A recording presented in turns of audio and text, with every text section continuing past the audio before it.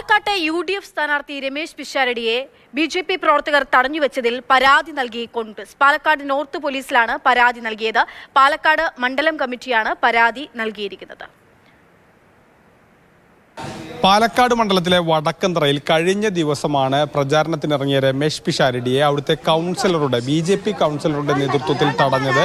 വലിയ പ്രതിഷേധങ്ങൾക്കും വളരെ വലിയ പ്രതികരണങ്ങൾക്കും ഒക്കെ തന്നെയാണ് അത് ഇടയാക്കിയിരിക്കുന്നത്. അതിലാദ്യം BJP ഒരു വിശദീകരണവുമായി വന്നു.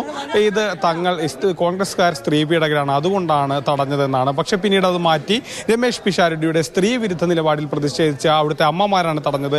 തങ്ങൾക്കതിൽ BJPക്ക് അതിൽ പങ്കില്ല എന്നാണ് പിന്നീട് BJPയുടെ സ്ഥാനാർത്ഥി ശോഭാ സുരേന്ദ്രൻ അടക്കം പറഞ്ഞത്.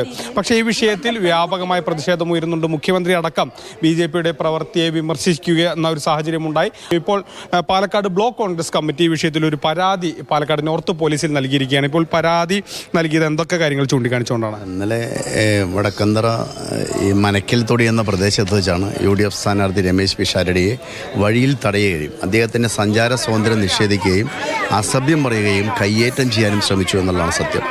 അതെന്താ ഈ രാജ്യത്ത്, ജനാധിപത്യ രാജ്യത്ത് ഇങ്ങനെയൊരു സംവിധാനം നമുക്കറിയില്ല. മാത്രമല്ല ഇത് ശോഭാ സുരേന്ദ്രൻ എന്ന BJP സ്ഥാനാർത്ഥിയുടെ നിർദ്ദേശപ്രകാരമാണോ എന്നുള്ളതും കൂടി അന്വേഷിക്കണം. കാരണം ഇത്രമാത്രം സംസ്കാരശൂന്യമായ ഭാഷയാണ് അതിനുശേഷം അവർ ന്യായീകരിച്ചത്. ഈ സിന്ധുരാജൻ എന്ന നഗരസഭാ അംഗമാണ് ഇന്നലെ വളരെ മോശമായി അസഭ്യം പറഞ്ഞ് അവിടെ നമ്മുടെ പ്രവർത്തകരെയും സ്ഥാനാർത്ഥിയെ വരെ വളരെ മോശമായിട്ടുള്ള ഭാഷാപ്രയോഗം ഉപയോഗിച്ചത്. സ്ഥാനാർത്ഥി പീഡന കേസിൽ അംഗത്വമുള്ളതുകൊണ്ട് കയറാൻ പറ്റില്ല എന്ന് പറഞ്ഞു. മനക്കൽ തൊടി പ്രദേശത്തേക്ക് UDF സ്ഥാനാർത്ഥികൾ ആരും കേട്ടില്ല എന്ന് ഉറപ്പിച്ച് തന്നെ പറഞ്ഞിരുന്നു. പൗരന്റെ സഞ്ചാര സ്വാതന്ത്ര്യമാണ് നിഷേധിച്ചിരിക്കുന്നത്. അപ്പോൾ തീർച്ചയായും ഇതിനു വേണ്ട നടപടികൾ സ്വീകരിക്കണം. തുടർ നടപടികളായി മുന്നോട്ട് പോകണം. പ്രത്യേകിച്ച് സിന്ധുരാജൻ എന്ന കൗൺസിലർ, അവരും ജനാധിപത്യ രീതിയിൽ വോട്ടഭ്യർത്ഥിച്ച് തെരഞ്ഞെടുക്കപ്പെട്ടവരാണ്.